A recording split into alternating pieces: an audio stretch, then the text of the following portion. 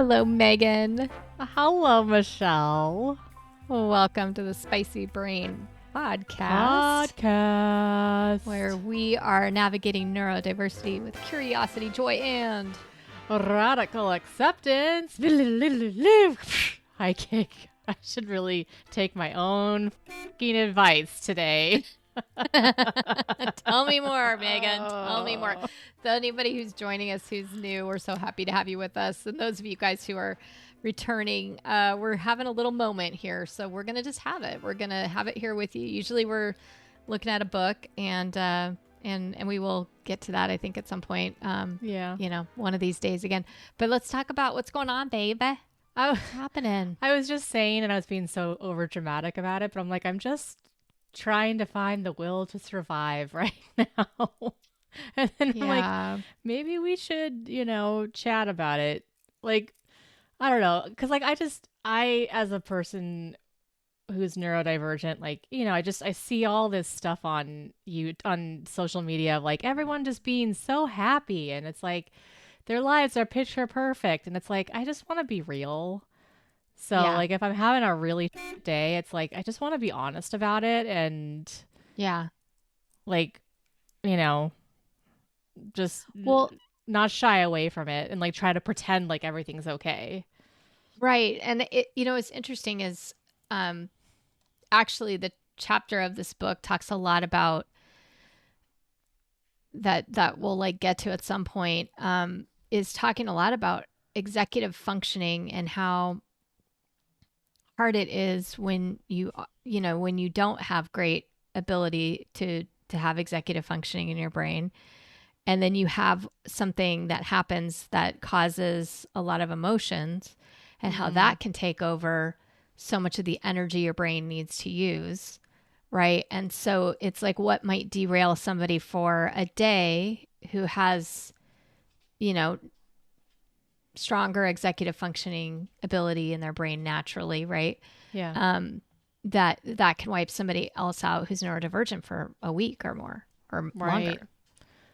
Yeah. And then you add like chronic pain onto that. I was talking with my PT about the fact that like my brain has just been wrapped up in chronic pain for so long. And so like, then there's the stress of that and the pain brain, which apparently is a very real thing. I didn't realize this, but like you add all of that up and like, cause what's the pain brain? What does that mean? Well, let's see if I can try to explain this today. So we'll talk about it in roundabout. So guys, if you don't understand it, hopefully Michelle will be able to translate for me. Okay. So I've been in pain since I was 10, 11, somewhere around there. So my brain has gotten used to the fact that like it's always in fight or flight. Like my brain developed this sense of like any kind of pain is bad and I can't move when it gets that way. And so like what we've been doing is like literally trying to just like rewire and make new neural paths that there are different types of sensations in the body.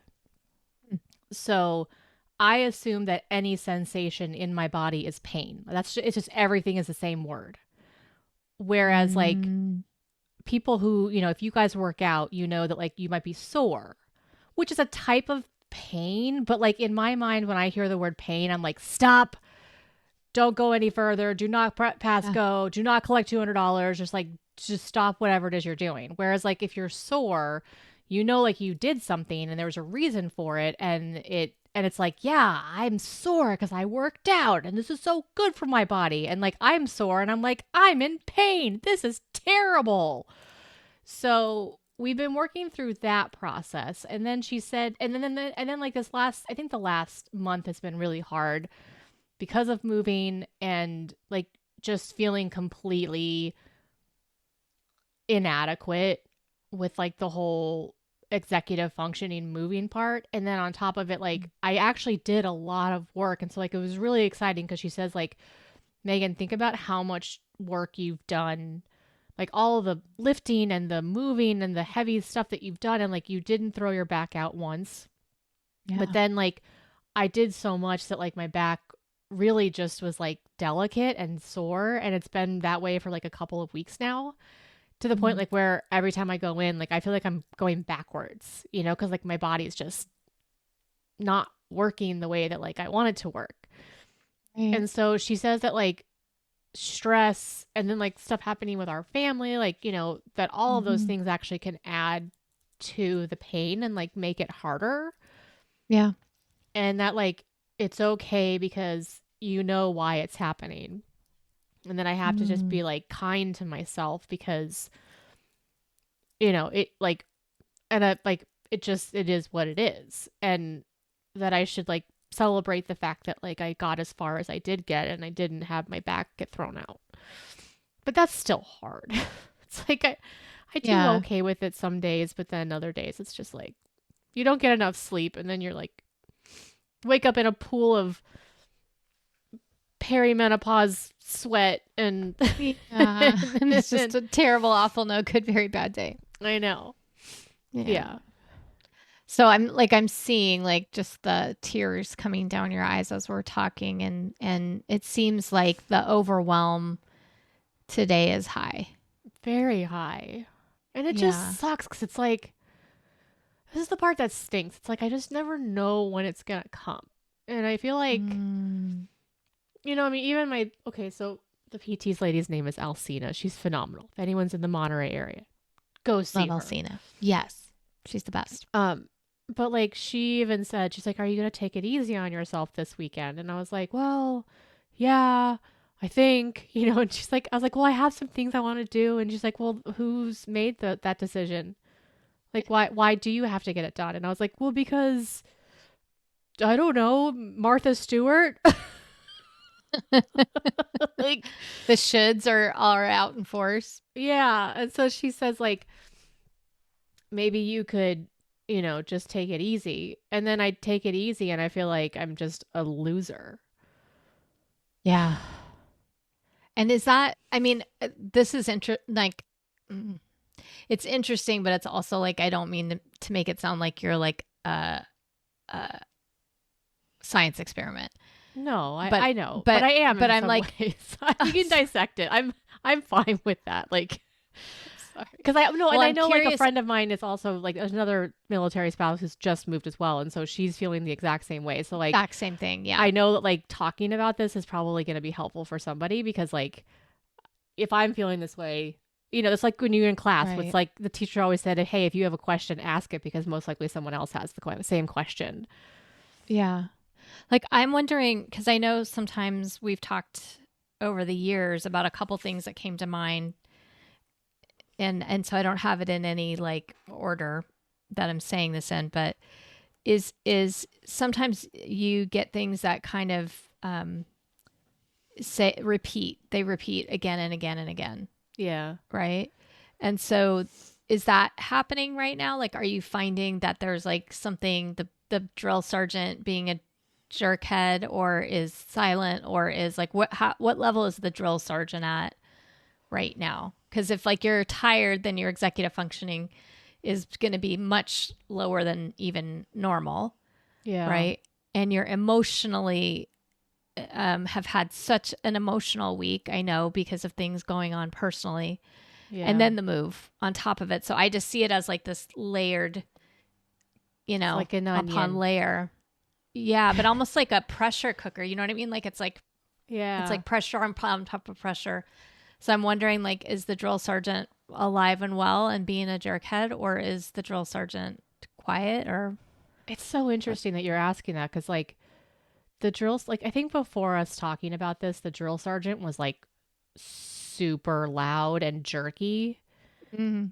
and it feels like it feels like the drill sergeant has turned into like this nagging like, well, you know, Megan, you should be doing X, Y, and Z, you know, Mm. and like I kind of joked about this before, but like with my eating disorder, I had a specific name for my eating disorder, and Yeah. then after I kind of like recovered a bit, like it turned from a male voice into a female voice, and her name is Phyllis. That's right. And I feel like Phyllis is right now, like, I feel like the drill sergeant is now Mm, Phyllis. And Phyllis is just like, well, Megan, other mm, people in the world, they know how to do this. And like by this point, they would have had a lot more of their house done and they wouldn't be sitting in total filth and you wouldn't be talking to your sister doing a podcast with like boxes underneath your legs. And, and like there's just like she's just shooting all over me. interesting. She's like that. Phyllis is like that lady that like that one Yeah, lady who's that one. like Yeah, Nita the neighbor who like always is like yeah, like lurking into your house and like pays yeah. attention to like every time you don't Right, take the trash can back in within the right amount of time right. Like or the like horrible HOA that's always yeah like telling you that oh the weeds are or whatever. I Yeah. have an Mm-hmm. HOA now in my head, not a drill sergeant. It's an Mm. HOA now. Is there a committee? I mean, There are come on. multiple. There's multiple. I feel like I didn't even sign a waiver. Come on, you guys. Like she just moved in. God, so rude. So So rude. rude. Yeah. So, what might help you sometimes? Because I know sometimes nothing seems to help, right? There's Yeah. moments like that where it's just like, no, there's nothing. But if things help you when you've got the HOA on your arse, uh, I what might know. some of them be? I mean, this is a new one for me. Honestly, like Mm. talking about it, I'm already feeling this like veil lifting off of me. Mm. Cause like I was like the HOA was telling me like, hey, we gotta do this, we need to do the podcast. And Mm. I had like Brian was like, oh, he was gonna make me a quick food, and then I was like, oh yeah, I'll take it. Won't like yeah, it's gotta be really quick because I gotta get going. And then his mind of what quick was versus what my mind of quick was were two different quicks. So Yeah. then I was like, no, it's fine. We'll just eat. Then I felt bad because like I had him start heating up stuff, but then I didn't have time. And Mm. then I'm coming here and it's just like, I just, like I'm looking at my room and it's like a total mess. And I'm like, I don't have even have the energy to like want to clean up this mess. And Yeah. so like, I think just coming into it and like accepting the fact that like that's where I am, it Mm. was really hard to be like, yeah, let's just talk about this instead of the book. Cause I know that like we've been talking about a book and I know that I'm sure there's people who are like, hey, what's happening? Like, when are we going to get Where's back the to book? like, Yeah. yeah. But Yeah. there's also a part of it like where we've talked about like going with my brain and like letting the ADHD fly, letting my ADHD flag just fly whenever Just it needs fly. to. Yeah. Yeah, because I think this is the reality of it for you that isn't always it's hard as someone who loves you sometimes too. So I mean, I can Yeah. definitely talk about my perspective of it, but Yeah, that would be great. my interest in it for you is just that I can feel how like you're trudging through, mud to get to this moment to be here sitting here, right? Yeah. And I know that because like I had very little communication with you this week. And anytime it was like kind of a lot of nope. I mean, not mean, but it was just like, okay, yep, got it. Nope. The short answers to things because you just didn't have the energy.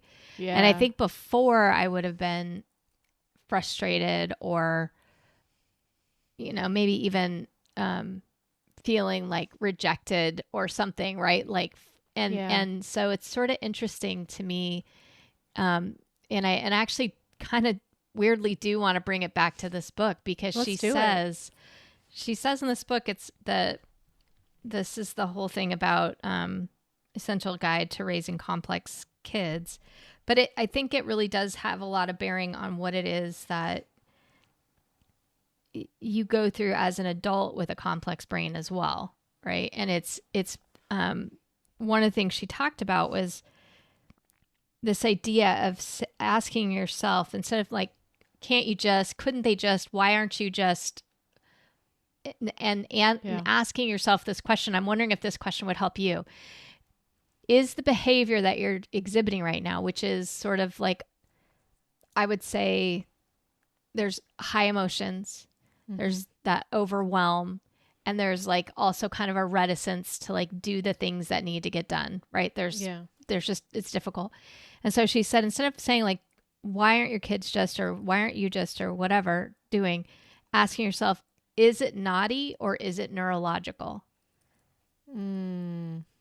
And like, so when you're talking to the HOA, it's like, is this like, am I being naughty? Like, am I not doing what I'm supposed to be doing because I'm just not doing it? Or is it neurological? Is there something going on in my brain right now that isn't allowing me to move forward with this? Yeah. And she kind of brings up this example of like, you get home from a busy day and you ask your older kid to go boil some water, because that seems like very simple thing to ask, simple request, because you have to go get the younger one into a bath or whatever, right? And the older one, who has a complex brain, is like, oh my God, and everything that happened at school that day, and they have this paper due and everything's awful, right? Overwhelming. Yeah. Overwhelmed. And they are in full overwhelm because they have difficulty, because of their neurology, they have difficulty controlling emotions is the wrong way to say, but regulating their emotions, right? Mm-hmm.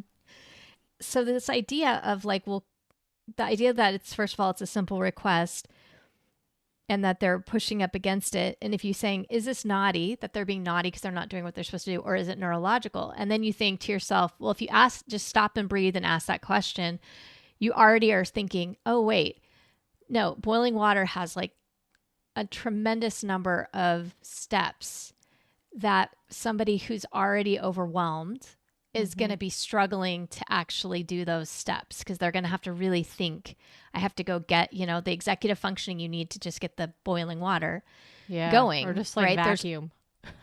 Right. Yeah. We've talked about this before on the podcast, like that to-do list is actually overwhelming to you sometimes, because it's like vacuum, like, well, which vacuum and where do I plug it in and how do I, like all like the things. Which pot do you want? Do you want the saucepan? Do you want the big pot? Yeah. Do you want regular water? Do you want the filtered water? Like, what temperature?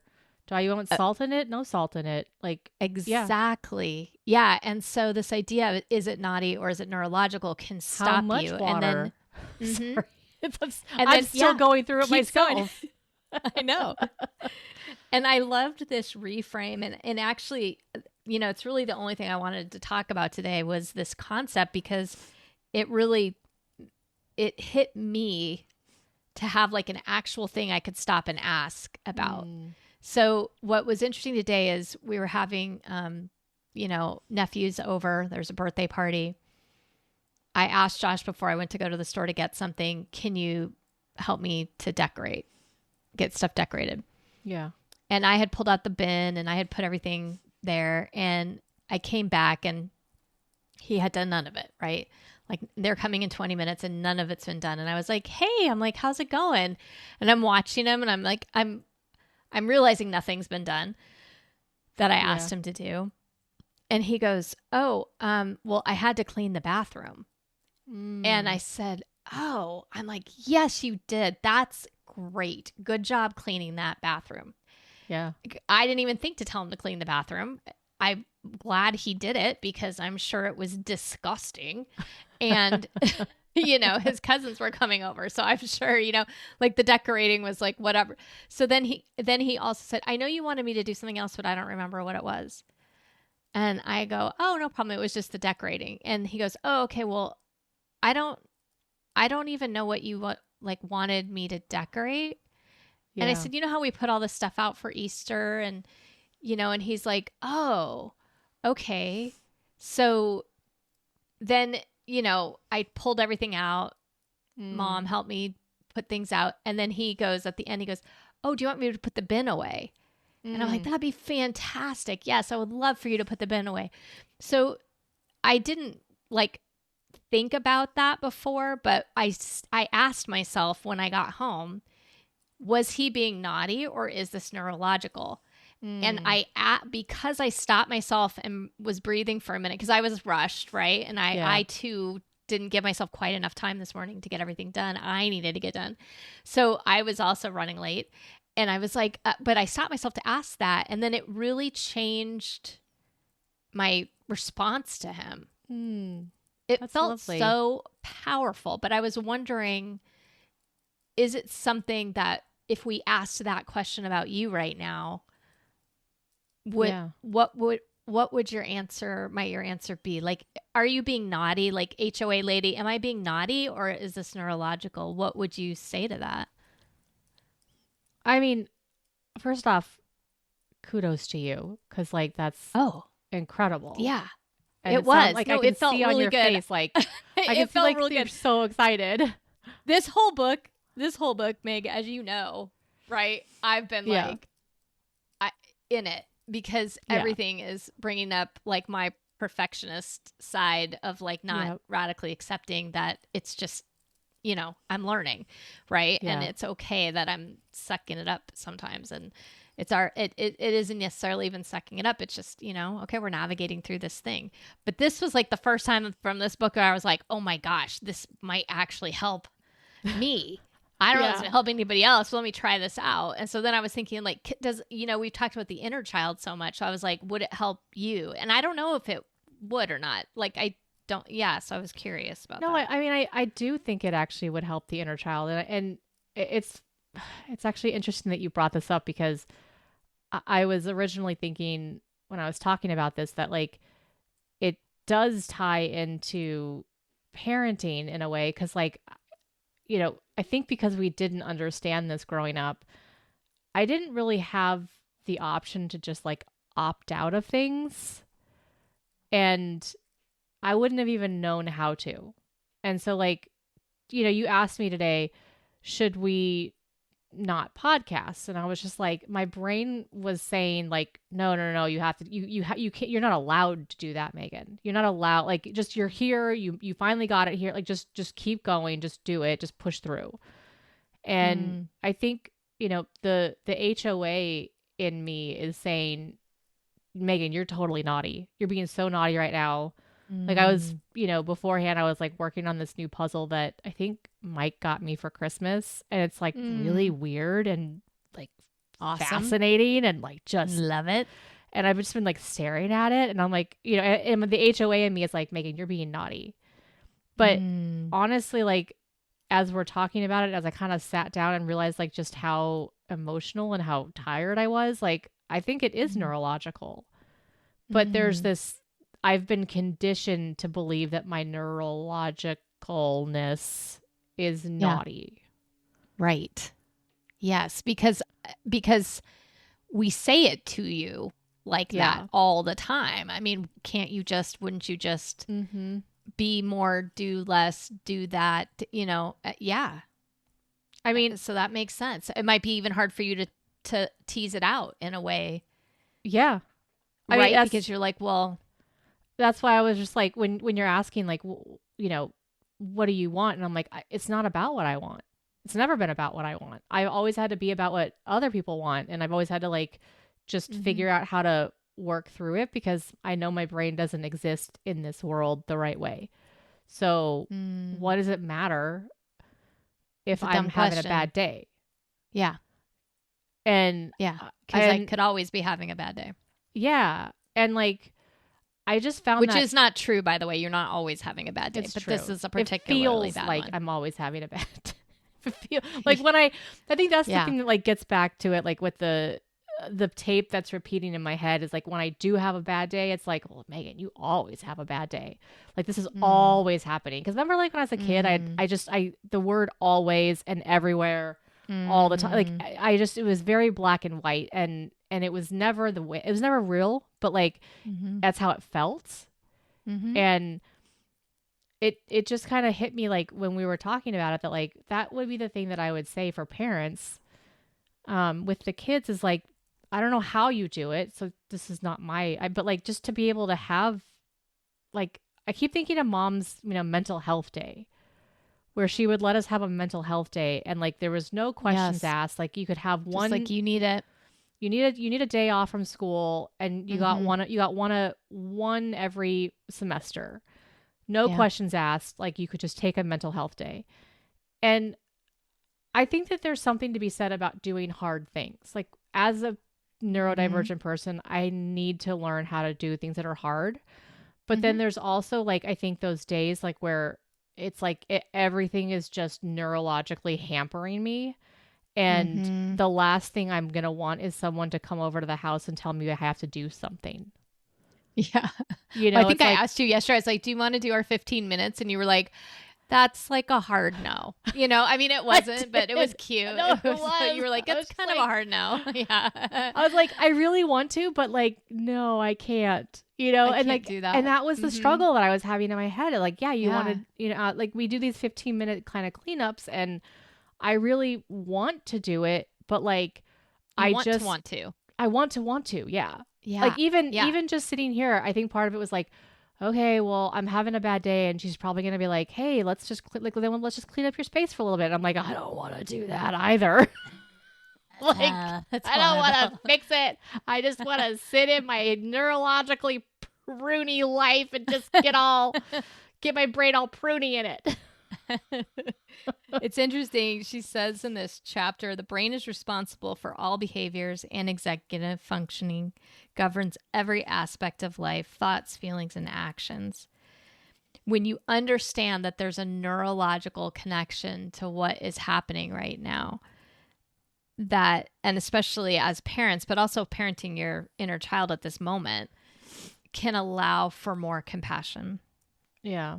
Well, cause like I liked that concept of like having compassion for your kid, having compassion for yourself when you're, when you're thinking about that. yeah, cause like when you say like, are you being naughty? Are you being is it neurological? I don't Yeah. ever start my day being like, I want to be naughty, No. you know? And No. I don't think many people do. It's like, I think our actions like are perceived as naughty, but like, that's not what's going on. And I know like with probably, you know, especially teenaging, Teenagers, yeah. teenagehood, it's a bit of a fine line, I'm sure. But like even as a teenager, like I wasn't trying to be naughty. I just like genuinely didn't know. And it didn't I don't know, like I wouldn't say it didn't ever feel like that wasn't okay, but it just was like not understood. Like you could Right. And be you could be messy, you could be like, you know, full, you know, kind of like off in your own world doing all these other things, but like when it came to like, okay, we have these tasks that have to be done, especially like around family, like we have a family get together. And like for me, family get-togethers were like the hardest thing just because like how much energy they would take and all of the different senses of like whatever cologne people were wearing or whatever they were eating or talking, they would be Mhm. smacking their lips, like they'd be wanting to Yeah. come and touch me. Like there was just this total sensory overload. And like to just like be able to opt out of that wasn't really like a thing. And I think that Mhm. there is again like there's a fine line of like, okay, you know, at some point you have to figure out how to like handle parts of it, or like how do we like slowly, you know, build in some tolerance to this stuff, because like you can't just be a hermit. I mean, I guess you could, but A lot you're of not people going are to now. live a great life with that. That's why we have so much anxiety now. Yep. Yep. I But think people got like, I don't know, I want to say sensitized, like not desensitized, but like overly sensitized to the outer world because of being cloistered away mm, during the pandemic. I think people who who had been desensitized to things got to let their guards down, and now yeah. they're going back into the world and they have no armor. They have no like used to it kind of thing. So I think we're seeing a lot more uh people, young people specifically, but a lot of people just struggling to kind of come back from that. And I don't even know if it's back is the right word, but maybe it's like for me, I I was so, there's so many horrible things about the pandemic, but one of the things that was very helpful was it was the first time there had never been any road noise Mm, in my existence except for maybe going camping or something, right? But yeah. I just remember being like, "Oh my god, I feel so calm." Because there's no noise. And then I Yeah. started to realize I mean, I've always known my auditory sensitivities, right? The chip bag, the whatever, all those things. But I really was much calmer and my anxiety reduced. And so then having to go back to work actually was really, really, really hard at the beginning because I was having to like re desensitize myself. I don't know. I'm not saying it's right, but you know what I mean? I had to go back and get exposure therapy to all the sounds and all the things that were happening to be able to do my job at the same time because I was overwhelmed a lot at the beginning. I mean, it's almost like you have to, like when you're saying that, it's like you're having to figure out how to have this low grade noise that's just always there, and like how do you process that out, which I think, you know, for a neurotypical person is probably much easier. Oh yeah. It's And amazing. Or somebody, the other thing too is, you know, everyone has a different amount of each of these sensitivities, right? And so some people have like zero auditory sensitivity, but they have high visual sensitivity. And so when you're looking at it, I've been kind of interested in the sensitivities piece of this recently as well, you know, that I've been kind of sending you things about it because I do see that this is something that's really different for every person. But neurotypical, I think, is probably doesn't really exist. The more I think of it, it's just you have more or less sensitivities in these areas. And, you know, you might be very sensitive in something else, you know, but you can handle the chip bag and never hear it. So I think, you know, it's sort of, and if you have multiple of these, then you're probably highly sensitive in multiple areas that can be debilitating. Yeah. Right. And like right now, your house is a little out of order the way you would like it. So visually, you're getting overstimulated all day. And then you had this emotional stuff that happened this week. And you had, you know, you were pushing yourself a little bit physically with the physical therapist and that you know, so it's like every single area of your life right now, it's like nerve endings are just right there on the surface. Raw. Yeah. You be raw. I be raw. That's the title of this podcast. I be raw. I'm writing it down so I don't forget. So what I love that I think this book did very similar to what we've sort of come to is she said as she's going to go through more with what's called the impact model, but you take aim at something because you can't do everything all at once in terms of like helping your kid or helping your inner child navigate something that's difficult. So first thing is pick one thing. And then the second thing was get curious. And I thought, oh my gosh, this is so perfect to everything we've been talking about is how to stay curious because curiosity connects in her mind to compassion. And I think that's right. Because if you look at somebody and you go, oh, they're having this blowout. I just saw this parent-child interaction. I wish it was a child. She was a teenager, but the mom just lost it on her kid. Yeah. And you could look at that moment and think badly of the parent, right? Yeah. Or you could think badly of the kid. Either way, right? You see things. And I just thought, I'm now more like, oh man, I wonder what's going on for them. That they must be having a really, really hard day, you know? And this is like really impacting their lives right now. That's such a different thing than saying like, oh, I would never do that. Right. And I would never treat my kid. I would never say that. I wouldn't do, you know, the you get judgment. the judgment or the shoulds or whatever. But the I HOA thought, judgment. Yeah. oh, the HOA judgment is real. It's like maybe there's a reason why my weeds haven't been taken care of. Like maybe you could ask me like if everything's okay before you just like send me a nasty gram. Right. Like check in with me because there's probably an issue, you know, especially if like. So how do you tell your inner HOA to check in with you before giving you a notice? You know what I mean? Because it's so automatic. It feels like. I mean, it is. And I think that like this is like where it's little by little because I've at least tempered down the drill sergeant and now it's just an HOA person. But you those know, and it's HOAs are real freaking annoying. You know what I'm saying? They're kind of worse because, like, at least with the drill sergeant, you could be like, yeah, he's clearly a jerk. He's a jerk, right? Which, like, the HOA lady is like, it's kind of a mind subtle. It's little mean girls, very mean girls. Yeah. I mean, I think like when you're saying being curious with people, like that is kind of how I deal with people, and why, like, in the past, especially with like theater, Mm, I'd hear rumblings of like, oh, this stage manager is she's so awful to work with.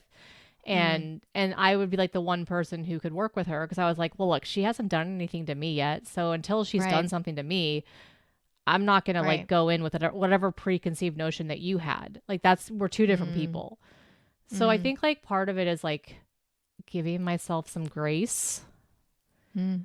which I say with like, I like know. rolling my eyes. Like, I think even just like the word grace isn't one that you usually use. No. And this is why, like, I feel like you're really having a hard week if you're starting to use the word grace. I I don't know. know. I really am. It's been a Yeah, rough week. And I it's been a rough one. I think that's why, like, I want to do these podcasts and keep doing them, because it's like, if parents who are out there, like, if you can help your kid be more curious, like if you can be more curious with your kid, then what you're Mhm. doing is you're teaching your kid how to be curious. Mhm. Because we just didn't know to be curious, Yeah. when I was younger. And so, like, I think I'm starting to get more curious with myself, but like, it's really, really hard in the moment. And Oh, yeah. I don't know. Like, it feels impossible at times. And I just keep Mhm. thinking, like, well, okay, so anybody out there who has a kid, like, just help them before they get all the baggage that I have. Like, just, you know, get curious. And I mean, I know it's possible to change. And I see that I've changed already so much, but like, in these moments, it's just really, really hard. Yeah. And I think that's so true, like to acknowledge it, and just to say, like, instead of like what we might say with our kids are like, well, can't why couldn't you just boil the water?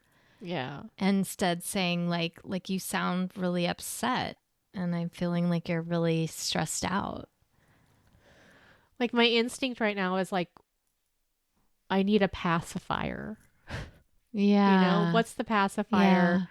Yeah. And like, Yeah. hey, you know what? It seems like you're really not doing well, kid. And Yeah. like, go and pacify yourself. Like, I know that, like, I Mhm. think that's why puzzles do work for me, because it's like something where I feel like I have control in a world where I don't have a ton of control.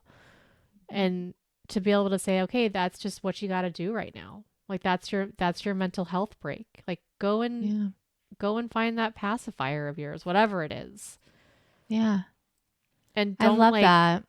don't like, it could be all day. And you know what? It might be all day tomorrow too. And that's okay. Cause like, Mm. especially when these things, this is what Alcina was saying, is like, with the pain stuff, she says, you, you've layered, like, it's exactly what you said. Like, you've layered things, right? You've layered a Mhm. bunch of different things, the move, the emotional stuff, the overtaxing your body. Mhm. And so your body is not going to respond to it in the same way if it was just one of those things. And Mhm. so she's like, it's gonna take you time. And the question is, like, you're gonna try something, and then don't try like 10 things at once, because you don't know which one actually fixed the problem. Because like, you can do a Mhm. stretch, and then it can take your body up to an hour before the stretch actually like kicks in, Mhm. or your brain actually processes it, or whatever. She's smarter than I am with that stuff. And Sure. so like, it feels like that too with like pacifying. It's like, okay, well, go and pacify yourself, and then maybe check in. Maybe I check in like a Mm. couple of hours and see, like, okay, well, where am I at now? How do I feel now? Do I still need to do this? Do I still not? Now, if I am I going to remember that? Probably not, but I Yeah, could but try. you could ask me, or you could set an alarm, right? That's To true. say this is the Even like check-in. setting alarms, like, just I feels know. so hard. Right. Asking you So for you could help just say, feels so hard. I know, but I'm hearing it right now, so I can just check in with you in 2 hours. True.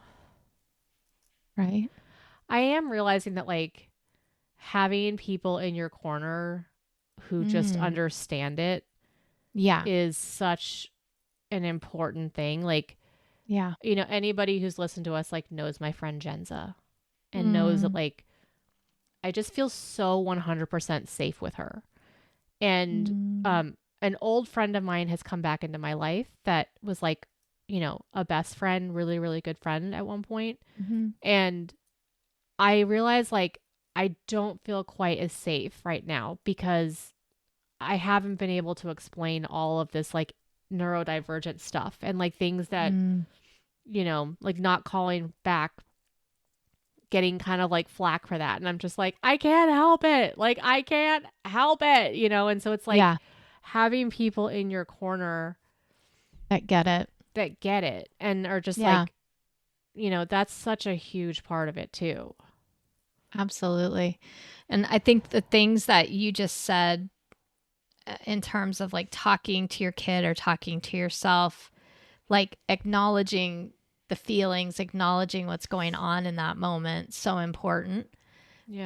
And naming the emotion for them too, because sometimes maybe they don't have all the vocabulary even yet Right. for it.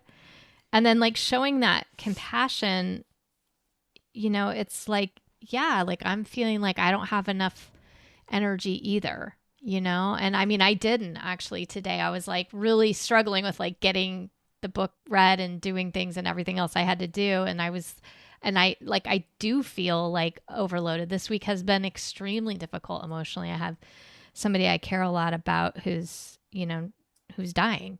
And Yeah. so it's just awful, right? And I feel that too, of like not feeling like I have enough to show up 100%, right? And I And like, think as you're that saying that, idea of like you said that you negotiated with yourself of like maybe I check back in 2 hours.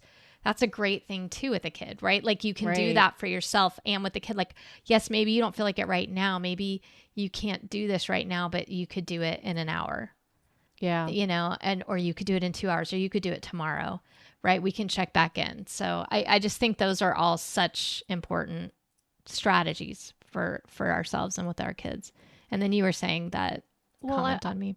I was just thinking like, I, I, I wonder like hearing you say that you were having a hard day too, Mm, because there was part of me that mm, was like, okay, well, Michelle hasn't like it was about 1 o'clock, and I was like, okay, I was telling yeah, Brian at 12:45, like, okay, I gotta go and get dressed. Okay, I'm gonna go get yeah, ready, and yeah. then I kept working on my puzzle, and then it was like 1. It was like 1:15, and then And I Brian's was like, waiting for you because last week you needed another hour. So I was like, okay, yeah. she's not ready. Just And I was waiting like, here. okay, well, maybe Michelle's not messaging me right away because like she also needs some time. I know the boys were over and like, Yeah, so, yeah. but like, I wonder what it would have been like for me had you said like, hey, like I also am struggling with this. Like, Hmm. had like hearing that gives me permission to be like, oh yeah, okay, she has bad days too. Okay, good. I'm not alone, Right. Yeah, you and that's know? why I was saying it because I was like, this is totally exactly verbatim what she said in the book was like acknowledge their feelings, but then Yeah. also like if you can like explain maybe the reason you're in this moment is because both of you are struggling with whatever, right? Or you Right. do know what it feels like to feel like that, even if it's not right this minute. And, then the idea of like, but can we come back to it was sort Mm-hmm. of the part you just instinctually did for yourself, which I thought was cool. So that's why I wanted to say it. Cause I was like, oh, you instinctually just did number three with the things, me, I'm always like looking at the actual book. I'm like, you just did it, Meg. You just did number I'm like, three. yay.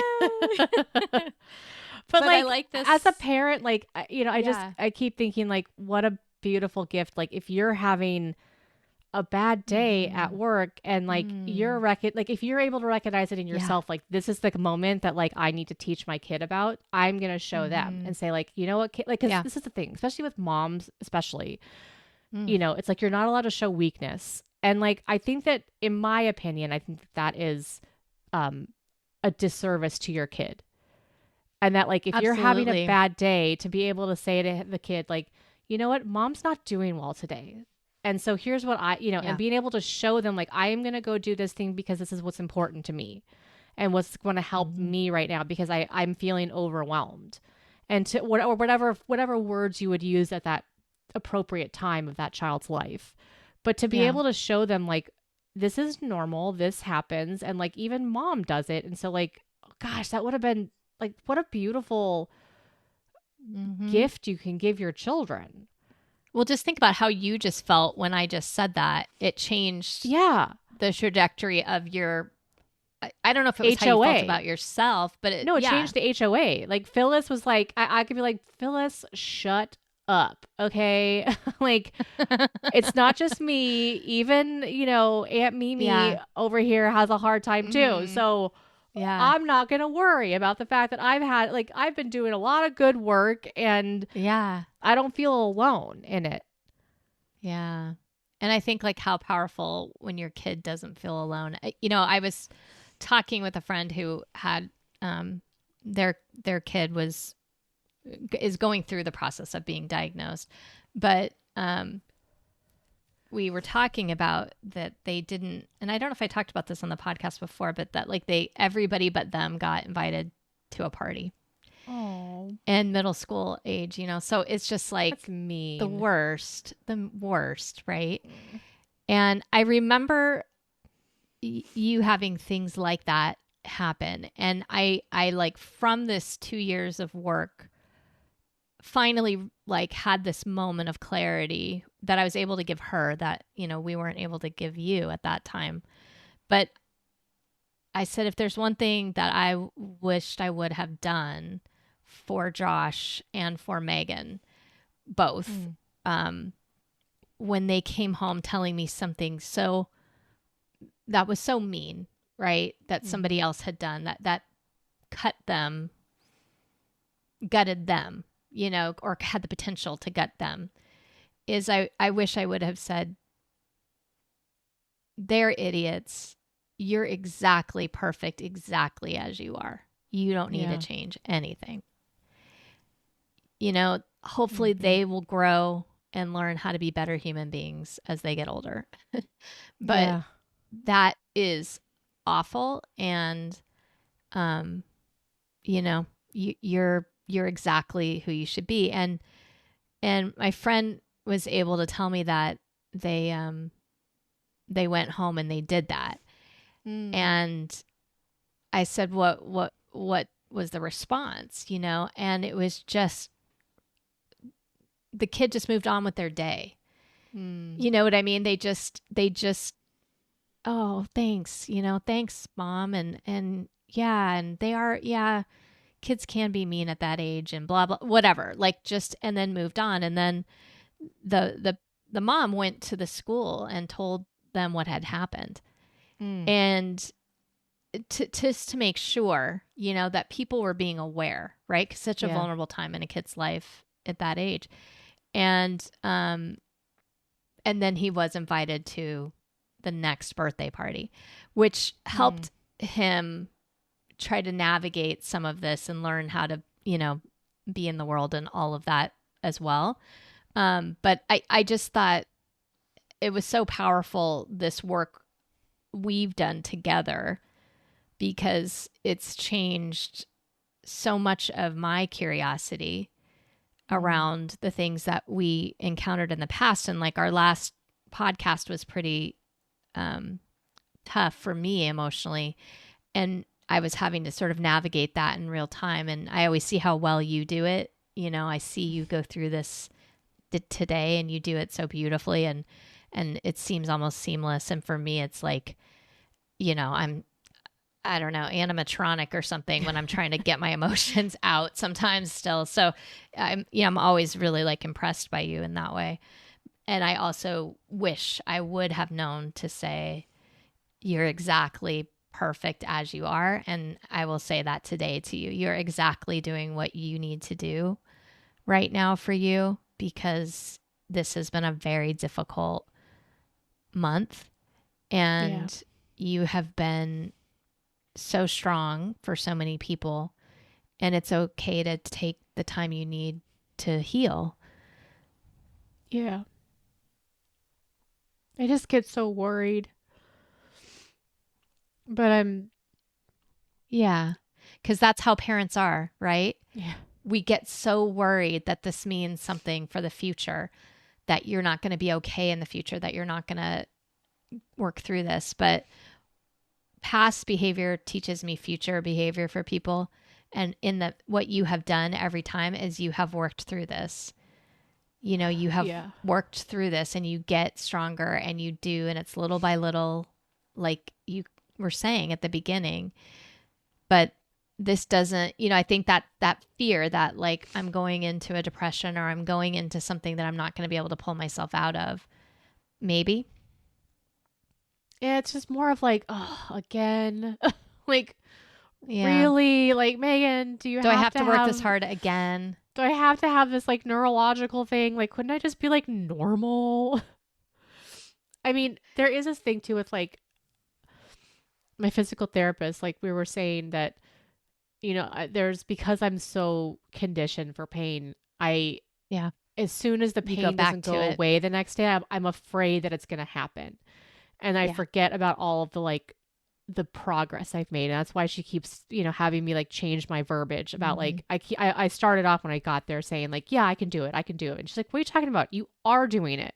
Say you are Yeah. doing it. Don't say I can. You Right. are doing it. Right.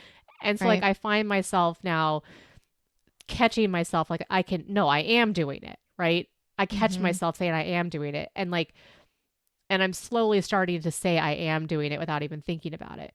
And I think like Right. if I look at like the difference between today and 2 years ago, I wouldn't have even shown up on Yeah. camera. I wouldn't have To, been yeah. here. You know, No. I just would have ghosted you and not Yeah. known how You to would like have. talk about it. And having, you know, just seeing that like, okay, yes, it's the same. Like it's not the same. It feels the same at times and I'm just like, ugh, why again? But it Familiar. actually, yeah.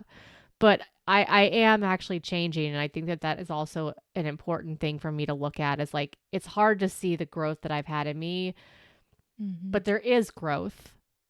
Yes. And that's, I think, also important to, you know, you don't have to change anything about you, but like, and like after that's been established, can I just tell you how like awesome it is? Like I see the difference, like how you would like, and maybe it's like a day or two later, you know, you tell the Yeah. kid, you know, but Yeah. Yeah. being able to like say like, do you realize like how awesome you are?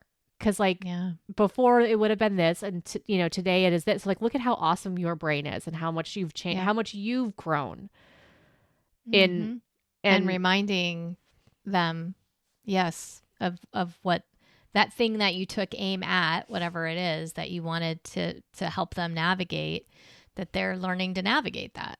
yeah.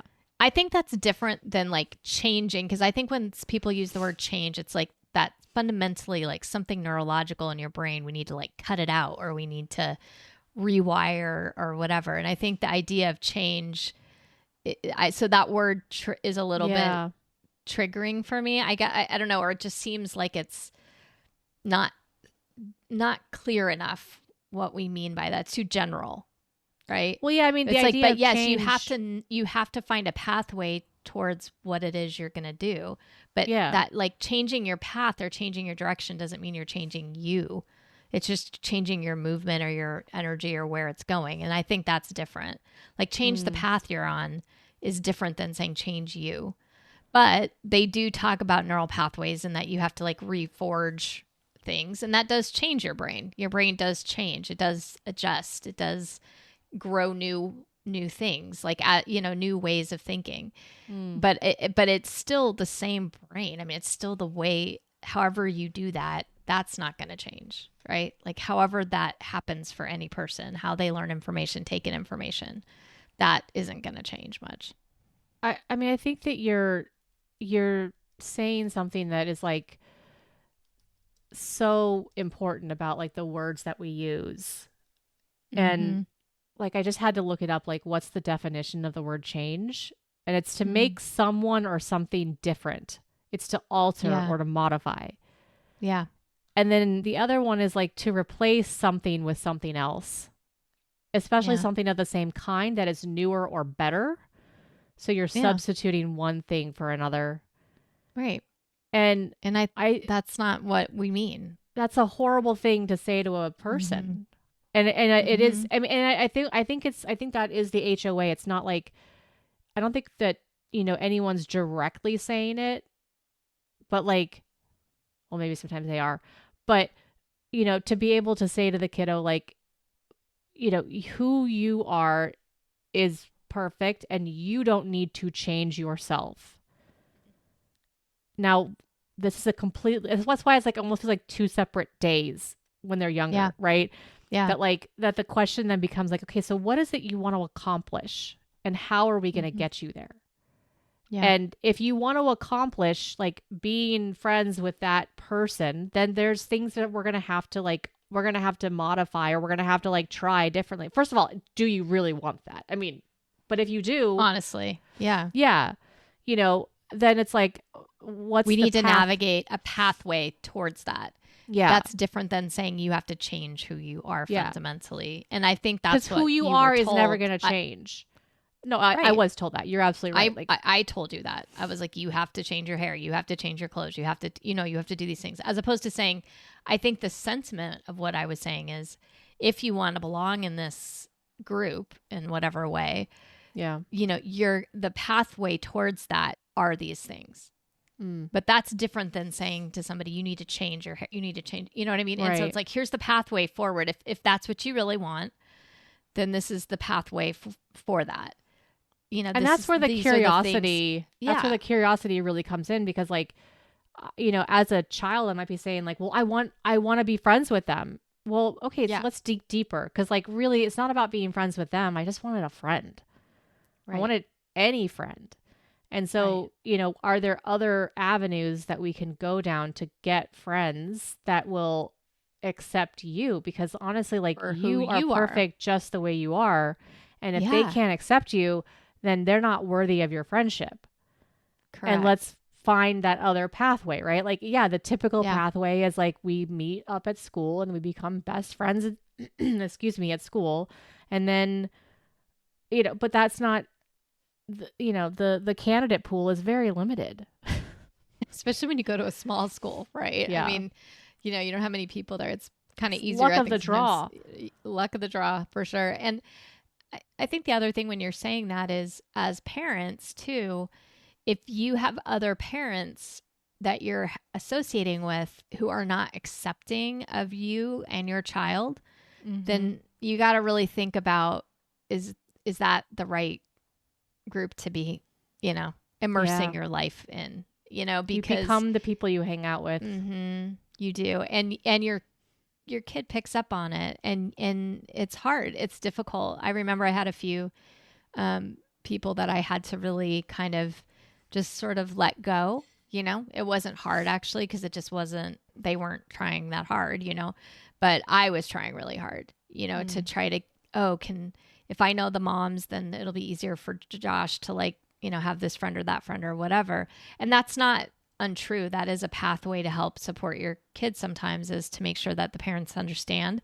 But I also didn't understand enough to be able to explain to them what they could expect, or what was happening. And I think that is really important on some level. But the other part of it was, I don't think we really need to spend this energy on them, right? That wasn't super helpful at some point.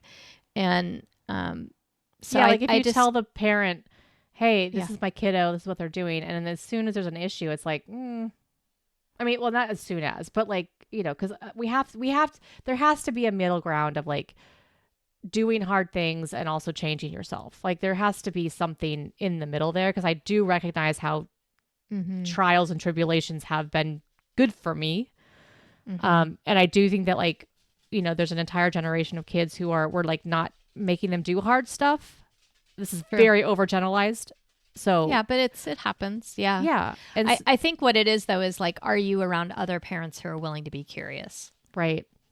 Right. Like just like my friends, like am I around am I around friends who are willing to be curious? And if my friend's not willing to be curious, then like, I love you, but like, I can't spend time with you if you're not going to be curious about the fact that I'm different than you.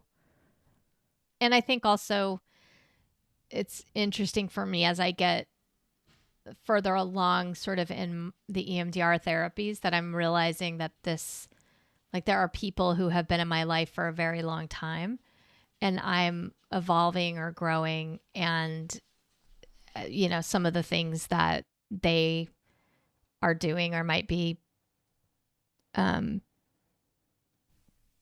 expected from me in the past, I'm not doing in the same way. And so that changes also the relationship. And then some of that, can be difficult to navigate forward with people. Yeah. So I think does change. Yeah. And so I think as we become more curious about our kiddos and our inner child, we might be finding that we're like kind of in salty ground, and we might need to find a place to root ourselves that's, allows us to be grow a little bit more healthfully. Yeah. So it's hard because sometimes it means, sort of leaving certain things behind, and like you left your drill sergeant behind, Mm-hmm. and like learning how to leave the HOA behind Phyllis is going to be hard, right? It should be hard. She hard. I'd be raw. But I'm also I think it's kind of interesting to be curious about Phyllis. Yeah. Poor Phyllis. Poor Phyllis is real interesting. Yeah. And anybody who's just listening, Phyllis is the substitute now for the drill sergeant that is shaming Megan, shitting all over Megan. Yeah. And if your name is Phyllis, I'm so sorry. So sorry. We love you. I love you. It's just, I knew like this Phyllis is just not being very nice to me. Yeah. Yeah.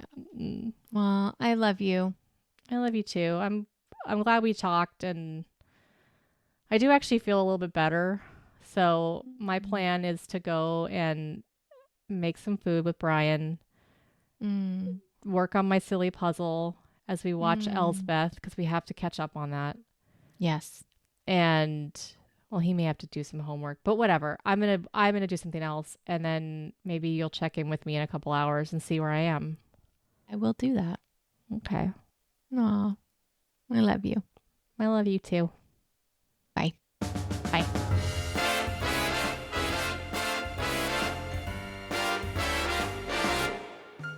Thanks for listening to the Spicy Brain Podcast, brought to you by Spicy Brain Studios. So we just briefly touched on the essential guide to raising a complex kid, but if I'm being honest, my mental health did take the wheel today, and I'm actually really grateful that we got to talk it out together. So as for next week, I'm just going to say ta-ta for now. My HOA brain is really trying hard to make a plan, and I just don't think we should do that at the moment. We'll let you know what's coming when we actually do know, which will probably be next week on Saturday, right, Michelle? We will know by Saturday for sure. We'll know before we actually start recording.